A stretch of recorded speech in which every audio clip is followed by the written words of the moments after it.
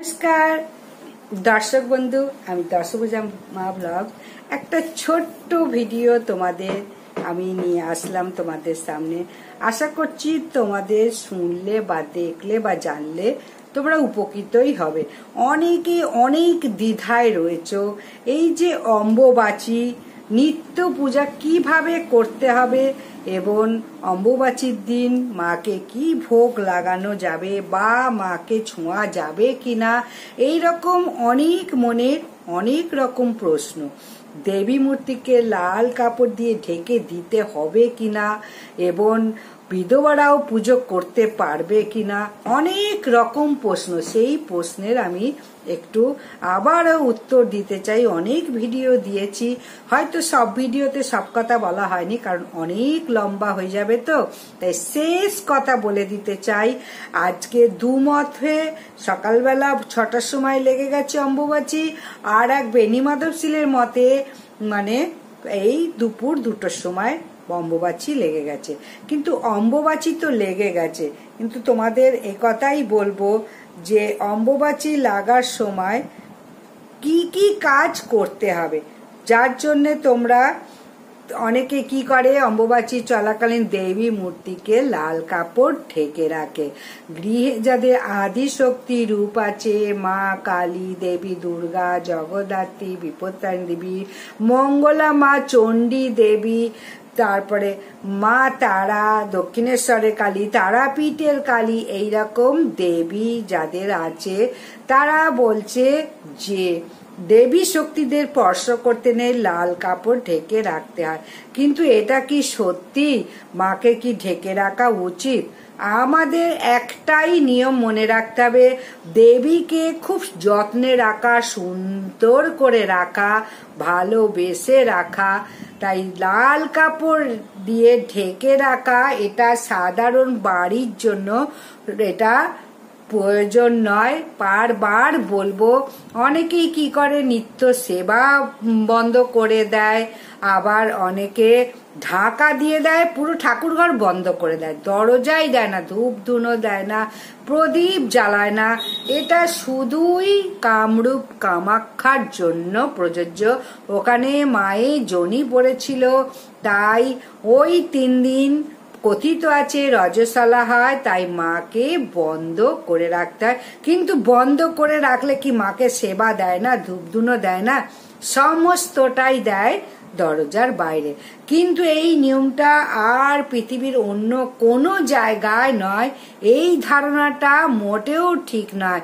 এই ধারণা অনেকে যে দেবী অস্পৃশ্য হয়ে গেছে, অসুচি হয়ে গেছে, লাল কাপড় দিয়ে ঢেকে রাখার যে প্রথা নিয়ম রয়েছে এটা সাধারণ বাড়ির জন্য নয়, সাধারণ মানুষের জন্য নয়। অনেকেই নিত্য সেবাই বন্ধ করে দেয় বা পুজো পাঠও বন্ধ করে দেয়, এটা ভুলেও করবে না। আবার অনেকের প্রশ্ন যে বিধবা মারা যে অম্বুবাচী যারা করছে না, তারা রান্না বান্না করলে কি খেতে পারা যাবে? অন্যজনরা কি খেতে পারবে বা অন্যজনকে খেতে দিতে পারবে? তাতে কি কোনো পাপ হবে? অনেকের এই প্রশ্ন। কিন্তু যে বিধবা সে যদি না করে, তার জন্য হয়তো পাপ আছে, তার জন্য তার হাতে রান্না অন্যজন খেলে তার পাপ কিন্তু নয়। মাকে এই সময় একটু যত্ন করতে হবে এবং মাকে অবশ্যই সুন্দর সুন্দর এই সময় ভোগ নিবেদন করতে হবে। যত পারো ধূপ ধুনো দাও। অনেক বড় বড় জ্যোতিষী, পুরোহিত এবং অনেক বড় বড় গুরুদেবরা এই কথাই বলেছে যে সাধারণ মানুষের জন্য এটা নয়, শুধু কামাখ্যার জন্যেই এই নিয়মটা। কোনো লাল কাপড়ও ঢাকার দরকার নেই। মা দুর্গা, জগদ্ধাত্রী, শীতলা দেবী, চণ্ডী দেবী এইসব মূর্তির পর যেটা আছে লাল কাপড় দিয়ে ঢেকে রাখতে কি হয়? কখনো নয়। এই প্রথা কিন্তু সব বাড়ির জন্য প্রযোজ্য নয়। এই নিয়মটাও ভুলেও পালন করো না। আমাদের একটাই কর্তব্য, মাকে বিশেষ করে যত্ন করা। কিন্তু এই কথাটা মনে আনাও উচিত না যে মা অস্পৃশ্য বা অশুচি হয়ে গেছে। সাধারণত লাল কাপড় দিয়ে যেটা ঢেকে রাখে এটা কিন্তু সাধারণ মানুষদের জন্য নয়। বারবার এক কথাই বলছি, এবং বিধবা মানুষরাও সমস্ত কিছু করতে পারবে সে যদি অম্বুবাচী না করে। কিন্তু অম্বুবাচী করলে তার গরম কোনো জিনিস ছুঁতে নেই, প্রদীপ তো গরম জিনিস, তাই সে প্রদীপ গরম জিনিস ছোবে না, কোনো খাবার রান্নাও সে করবে না, কারণ গরম তাকে ছুঁতেই নেই। এইটা শুধু মাথায় রাখতে হবে। এই জিনিসটাই বারবার বলছি। কিন্তু লাল কাপড় দিয়ে ঢাকার কোনো নিয়ম কোনো জায়গায় নেই। এখানে অনেক বড় বড় মুনি ঋষি সাধু গুরু অনেকেই এই কথাই বলছে, বড় বড় জ্যোতিষী, আমি তো কোথা ছাড়। কিন্তু মা অশুচি হয়ে গেছে এই রকম মনেও আনবে না। এটা শুধুই কামরূপ কামাখ্যার জন্য বারবার বলবো। আর সব সময় এই দিন একটা জিনিস করো, আম দুধ অবশ্যই মাকে ভোগ দাও। এবং অম্বুবাচী যারা করছে তাদেরকে অবশ্যই আম দুধ মিষ্টি অম্বুবাচী চলাকালীন দিয়ে আনো, তাহলে তোমার জীবনে কিন্তু বৈধব্য যোগ আসবে না।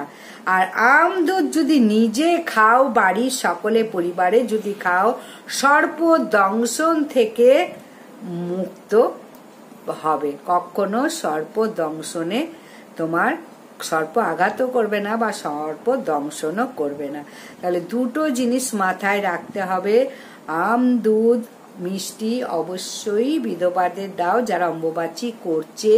এই জিনিসটা করলে পরে তোমার গৃহে সুখ শান্তি সমৃদ্ধি আসবে, সঙ্গে আসবে অফুরন্ত টাকা এবং উপরি পাওনা। কোনোদিন তোমাকে বৈধব্য যোগ পেতে হবে না।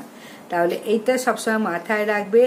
আর যদি কোনো এরকম অম্বুবাচী করছে এরকম কোনো মানুষ আশেপাশে যদি না পাও, তাহলে মন্দিরে অবশ্যই আম মিষ্টি দুধ দিয়ে পুজো দিয়ে এসো। 3 দিনের মধ্যে একদিন, 3 দিন দিতে পারলেও ভালো, এবার 3 দিন যদি নাও দিতে পারো একদিন অবশ্যই দাও। এটা অত্যন্ত জরুরি, এই জিনিসটা দিতেই হবে মাকে। এবং বাড়ির প্রত্যেকে গ্রহণ করতে হবে এই আমদুধ। নিজের গৃহ আমদুধ দিয়ে সেই আমদুধ সকলে গ্রহণ করতে পারো। আমদুধটা কিন্তু অবশ্যই অম্বুবাচীর দিন খাও, এটা সকলেই জানে, তবু আমি আবার বলে দিলাম। কিন্তু লাল কাপড় দিয়ে ঢাকা কোনো জরুরি নেই। পুজো পাঠ অবশ্যই করো, মাকে কিন্তু এই পুজো পাঠ না করলে অবহেলা করালো। মায়ের যত্ন নাও যত পারো, এই 3টে দিন খুব ভালো করে যত্ন নাও। বসুমতীকে ভুলেও আঘাত করো না। না কোদাল কোপাবে, না গাছ বসাবে, না মাটি খুঁড়বে, না গাছের পাতা তুলবে, ফুল তুলবে, বেলপাতা তুলসী পাতা কোনো কিছুই তুলবে না। তুলসী পাতাও আগের দিনকে চয়ন করে রেখে দাও, বলেই দিয়েছি। যাই হোক, যাদের গাছে আছে আর যারা কিনে আনছো তাদের কথা আলাদা। মাতা তুলসী দেবীকেও জল দেওয়া যাবে, অভিষেক করানো যাবে নারায়ণকে, এবং ভোগও দেওয়া যাবে ভালো ভালো রান্না করে। এরপর অম্বুবাচী ছেড়ে গেলে অবশ্যই খুব সুন্দর করে গঙ্গা জল দিয়ে ভালো করে সিংহাসনটা পরিষ্কার করে পরিচ্ছন্ন করে মুছে নাও। কারণ যত পরিষ্কার করবে তত মা লক্ষ্মী তোমার গৃহে আসবে। মা অশুচি হয়েছে বলে নয়, কিন্তু এই জিনিসটা এই রজস্বলা হয় একমাত্র কামরূপ কামাখ্যায়, বারবারই বলবো। আর ওখান থেকে যদি একটু লাল কাপড় আনতে পারো, যেভাবে হোক জোগাড় করে যদি লাল কাপড় এনে ঘরে রেখে দিতে পারো আলমারিতে, এবং যে কোনো জায়গায় শুভ কাজে গেলে ওই কাপড়টা বইয়ের মধ্যে করে বা ব্যাগের মধ্যে করে নিয়ে গেলে সেই শুভ কাজ অবশ্যই সম্পূর্ণ হবে। এবং মাদুলির ভিতরে দিয়েও এই লাল কাপড়টা পরে সবসময় হাতে ধারণ করতে পারো। তবে হ্যাঁ, কোনো অশৌচ বাড়িতে গেলে হবে না, কোনো আতুর বাড়িতে গেলে হবে না, তাহলে অশুচি হয়ে যাবে। এই লাল কাপড়ের প্রচুর মাহাত্ম্য, কামরূপ কামাখ্যা থেকে আনতে পারলে খুব ভালো হয়। তাই এইভাবে অম্বুবাচীটা 3 দিন পালো। অম্বুবাচীটা খুব সুন্দর শুভ একটা দিন। মায়ের যত্ন নাও, যত পারো ভালো করে মায়ের যত্ন নাও। ভালো ভালো ভোগ রান্না করে দাও। অনেকে ভোগ রান্না বন্ধ করে দেয়, কিন্তু মাকে এই সময় ভালো ভালো ভোগ রান্না করে দাও। এবং অবশ্যই অম্বুবাচী শেষ হয়ে গেলে পরিষ্কার পরিচ্ছন্ন করে আবারও সুন্দর সুন্দর ভোগ রান্না করে দিতে পারো। বা ভোগ যারা রান্না করবে না তারা ফল মিষ্টি নানান রকম জিনিস এনে সেই ভোগ ঠাকুরকে 3 দিন দাও। বেশি বেশি করে যত্ন করো, দরজা বন্ধ করে রেখো না ঠাকুর ঘর। এটাই তোমাদের কাছে একটাই উপদেশ দেবো।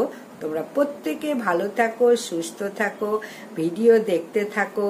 যদি অবশ্যই ভালো লাগে লাইক, কমেন্ট এবং সাবস্ক্রাইব করে দাও যারা এখনো সাবস্ক্রাইব করোনি।